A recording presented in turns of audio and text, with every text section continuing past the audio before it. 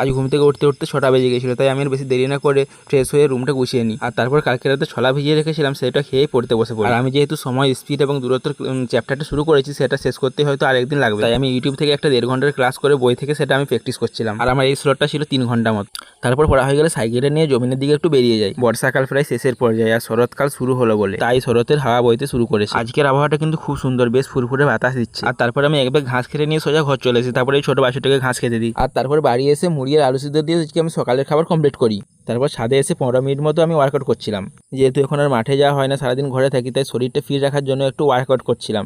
আর তারপর ওয়ার্কআউট করা হয়ে গেলে আমি স্নান করে পড়তে বসে পড়ি। এখন আমি ইউটিউব থেকে ইন্ডিয়ান পলিটির 1.5 ঘন্টা মতো একটা ক্লাস করছিলাম। আর তারপর আমি কেমিস্ট্রি থেকে অনুপরমাণুর চ্যাপ্টারটা শুরু করেছি, তাই ইউটিউব থেকে একটা ক্লাস দেখছিলাম। আর এই স্লটটা ছিল আমার 3 ঘন্টার, 11টা থেকে দুপুর 2টা পর্যন্ত। আর তারপর দুপুরের খাবার খেয়ে আমি ঘুমিয়ে গিয়েছিলাম। আর তারপর সন্ধ্যে 7টার সময় আমি আবার পড়তে বসে পড়ি। ইন্ডিয়ান পলিটি থেকে আমি যে নোটটা বানিয়ে রেখেছি, সেই নোটটা এখন আমি একটু রিভিশন দিচ্ছিলাম। আর তারপর আমি 2 ঘন্টা স্ট্যাটিক জিকে পড়ছিলাম।